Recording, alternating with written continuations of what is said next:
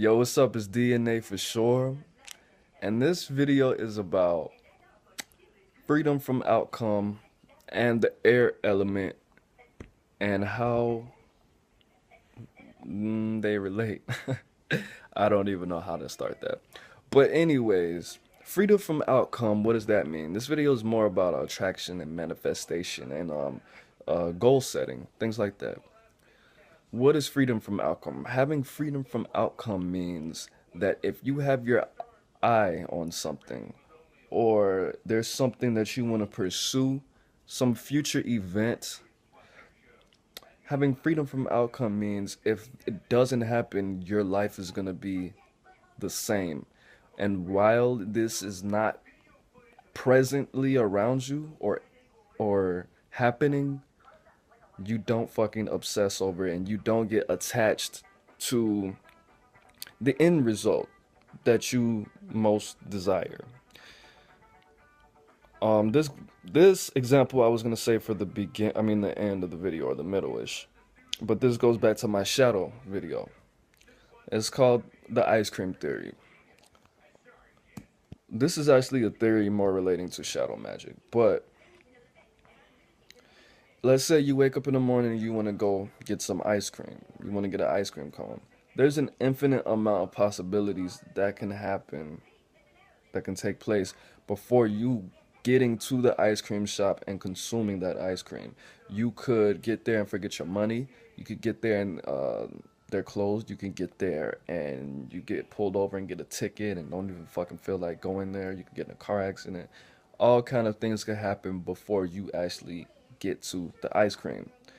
And with that being said, you know, it's really unreasonable for you to be attached to the end result of you actually having the ice cream cone in your stomach. That's how you need to look at everything. And I forgot the guy's name. I just remembered where I got this information from. Not this ice cream theory. But he says that, when you're trying to manifest something or attract something via these steps, which includes meditation, you don't fucking focus on the outcome. If you want the girl, let's say even if you know the girl that you want, or you have a good picture of the body type and the hair, because when you do this meditation for attracting people, you're not supposed to see faces and facial features because that's too unique, and it will be that much harder to manifest and attract those people. But when you want to have sex with a girl, your neighbor Kim, you don't meditate on having sex with Kim. You don't give your energy to you visualizing being in bed with Kim and putting your penis inside her. You visualize you laughing and her laughing and talking and walking somewhere. You visualize the steps that need to take place, the things that need to happen to lead up to that, and feeling during that visualization that it's going to happen. Because an infinite amount of things could happen. Kim might be a guy.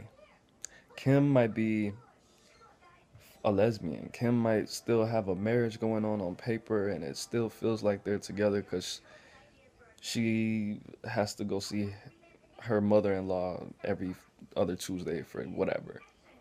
So don't get too attached to the outcome. How air relates to this and manifestations, the elemental steps of manifestation, air rules the void. The element of air stands for knowledge, travels, intellect, and void, having a void mind, which is synonymous to having freedom from outcome. When you void meditate, you're sitting there, you pick a spot on the wall, you pick a chip in the crack of your fucking TV or whatever. You meditate on it and you don't think of anything else. You block out all sounds, all sensations, any itches that you have to scratch.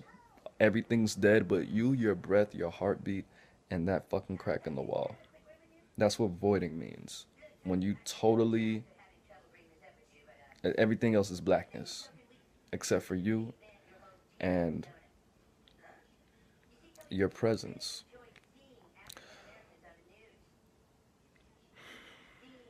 So, I'm sorry, it was South Park song. I like to have background noise. Air is the element opposite of earth.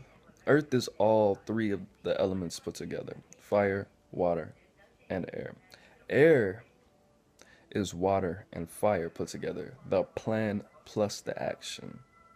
And when you take your plan and your action, you write it down and you go outside.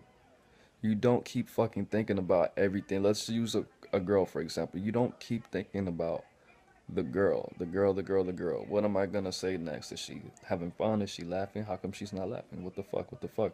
You get out of your head. Air is the air is the element of the heart, the physical heart and the spiritual heart center of your soul. Um, in Sanskrit or Hindu, the language, air is prana. Prana means life in Sanskrit. The entity, I'll call it an entity. The entity Hermes or Thoth said that life is in the breath. And breath fuels by flowing, by going in, coming out. And think about it like this: anything can happen to your breath. You can only affect your breath and what your breath controls so much. The wind could change and do some crazy shit, and you could end up inhaling when you want to exhale, and all of those things. But you having freedom from outcome and just flowing and being fucking invisible and void and fitting in between each crack in this reality is 110% important. I hate when people say 110%. I just said that shit. But okay, we're gonna go back. Fire is your action. Planning is your water. Earth is indulging, being surrounding yourself with the energies that you need. We're gonna use the chick again, the girl example. If you want Kim to have sex with you, you have to be fucking, you have to do the masculine version of what fucking Kim does.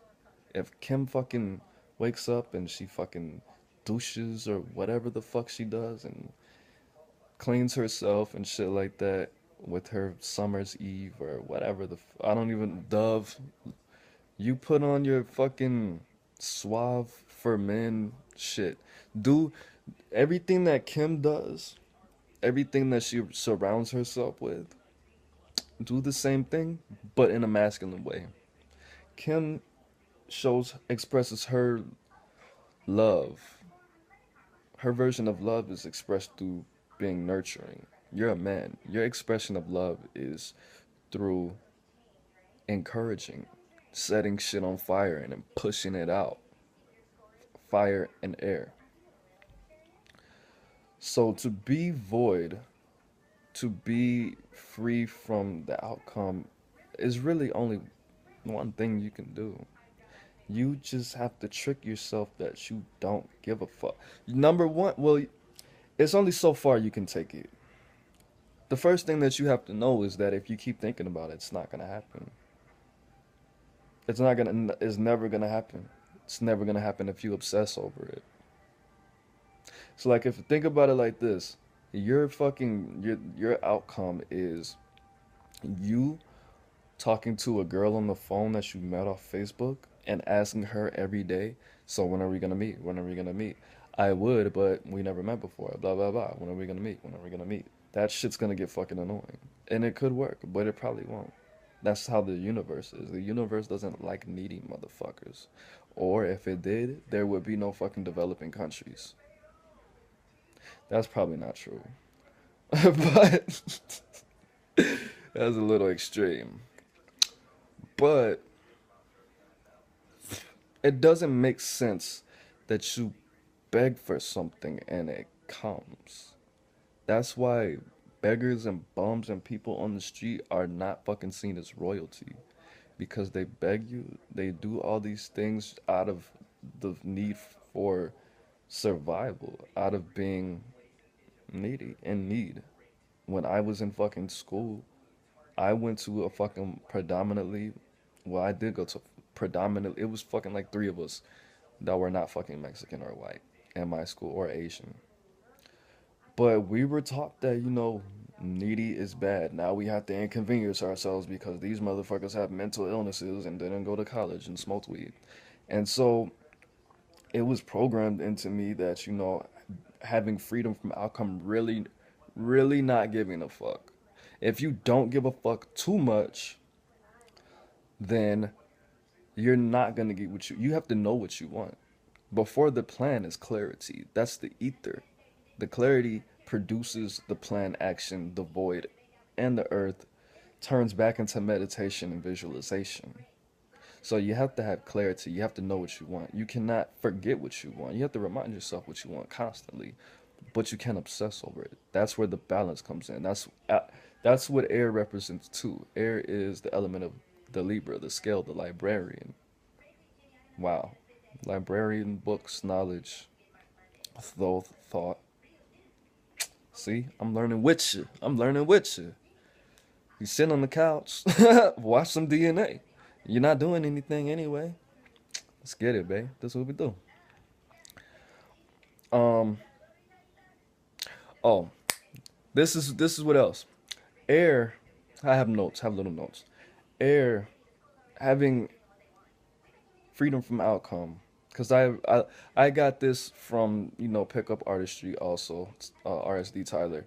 It takes a lot of fucking confidence to not give a fuck, to live as if what, fuck that goddamn ice cream. I want it, but if I get there and they don't have fucking Oreo, if they don't have the Oreos crushed and M&Ms or any kind of chocolate with the vanilla, then I'm not gonna trip. I'm just gonna not get ice cream and go to McDonald's and get a McFlurry, even though it's not even close to Baskin Robbins, and it's cheaper.